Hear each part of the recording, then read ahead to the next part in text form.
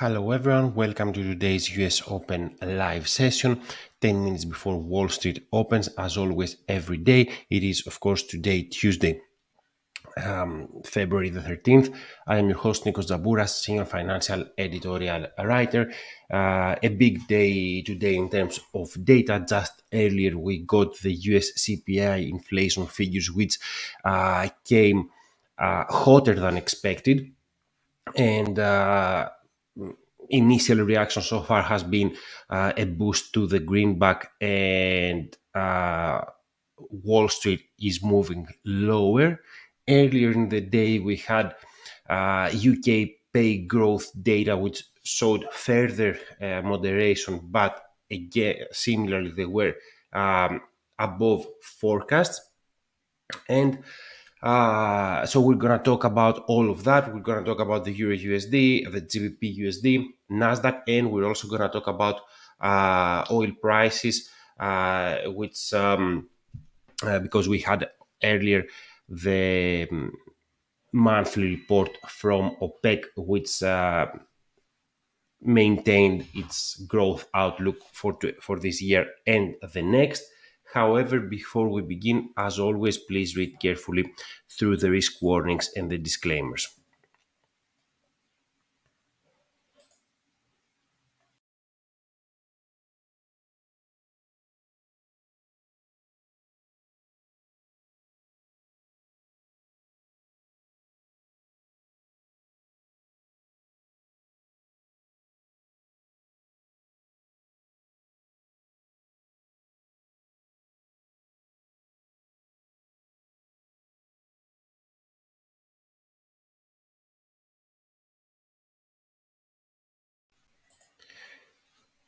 Once again, please read carefully through the risk warnings and the disclaimers, and bear in mind that anything discussed in this session does not constitute investment advice and should not be construed as such. I'll give you a few more seconds to go over the disclaimers, and we will begin shortly.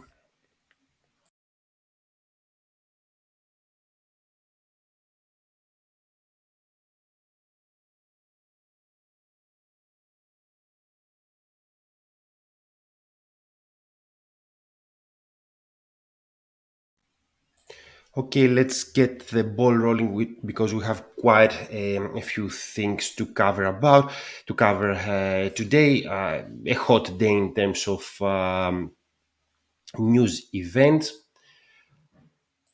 We're gonna start, of course, with US CPI inflation, which came hotter than expected. All measures were above forecasts.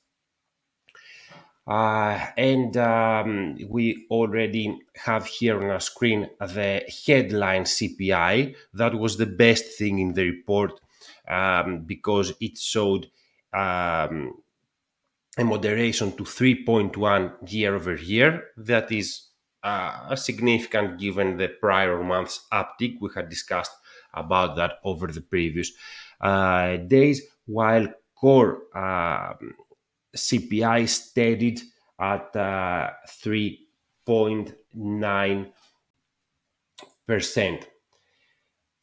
Now, today's results raise the bar for a Fed pivot, for the Fed to cut rates, because it does not have a compelling reason to rush into cuts, given that inflation shows some persistence and it's still far from its target, whereas the economy is strong and the labor market is strong. On the other hand, of course, the data do maintain this disinflationary trend. They confirm it, but there's no reason for the Fed to rush into anything. And so this data just earlier today actually pushed the greenback higher. That was the initial reaction, the knee-jerk reaction. You can see a jump in the US dollar, in FXCM's US dollar index, whereas Wall Street moves lower. So if there are, of course, any opinions on the matter, on what we discussed, or any questions, feel free to type them in the chat box. Now, let's start with GBP USD, because we also had data from the UK earlier in the day. UK employment report showed that wages eased further. Total pay rose 5.8% in the October-December period, and that was the slowest pace in around 1.5 years. However, it was above forecasts, and it remains historically high and will likely remain a concern for the Bank of England, as it has been a headache for policymakers, wage growth, because it's very high and it feeds a wage price spiral that makes controlling inflation much harder. And of course, tomorrow we expect the UK CPI inflation report, which will be very important. The news from the UK at the start of the European session actually gave a boost to the pound, but it drops now due to the greenback demand after the above forecast CPI report. So we had said yesterday that immediate bias is on the downside for the cable, and there is a heightened risk of a breach of the pivotal 38.2% Fibonacci, although a strong catalyst would be needed for the next major support level, the 1.2307 handle, to be tested. On the other hand, wages in the UK eased further, as we said, despite being above forecast, and so did headline inflation. And it's still early, so we're gonna want to wait and see how the reaction progresses.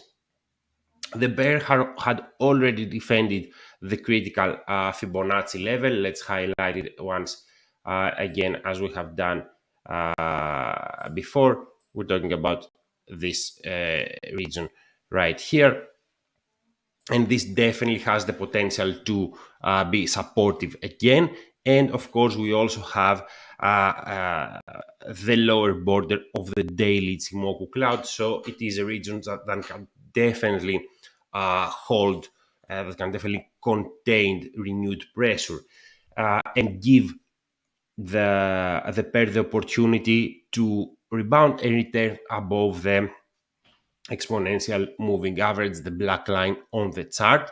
But it does not, but it will need, definitely it will need help from tomorrow's data to do that and push towards the 1.2828 resistance. Again, it will need help from the data tomorrow. In any case, I think tomorrow's inflation report, I think the print can have more impact. A lower print can have more impact, because a higher print would be supportive of the British pound, yes, in theory at least, because it would mean it would translate to a greater chances of a restrictive stance by the BOE. But again, this theme, as I have said, may not be able to take the pound much higher, because it risks the chance of a recession, of further harm to the already ailing UK economy. And that's what we have seen happening in the past as well. And of course, on Thursday, we expect the preliminary figures for Q4 GDP from the old Albion. Now, just to recap on the GBP front, negative reaction due to above forecast inflation, but headline did ease. And we're gonna be waiting for the data tomorrow, the CPI data from GBP, from the UK, sorry. Now let's move over to the euro dollar.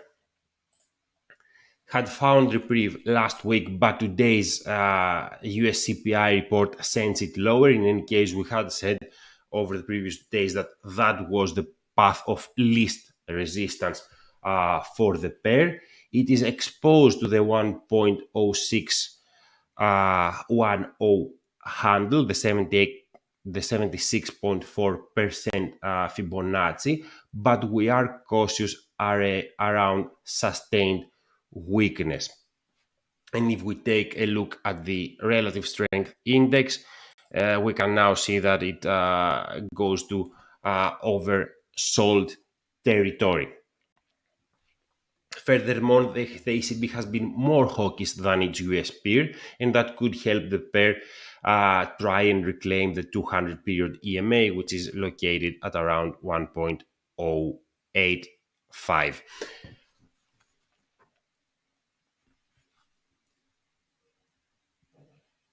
But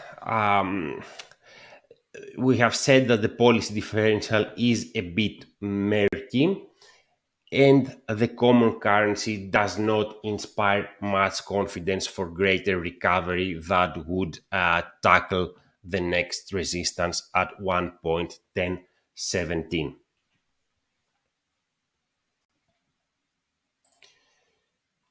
Now, with 1 minute into the US session, let's go to the Nasdaq.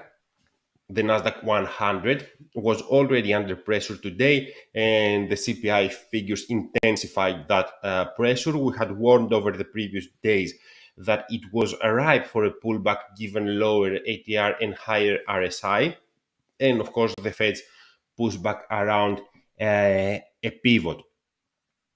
Now, it is in risk of breaching the 200 period EMA at around 17,200, and daily closes below it would endanger the bullish bias. But fresh catalyst would probably be needed for that, and we're definitely cautious around a deeper correction, and in any case, the downside seems well protected with the daily Ichimoku cloud and the 2024 lows.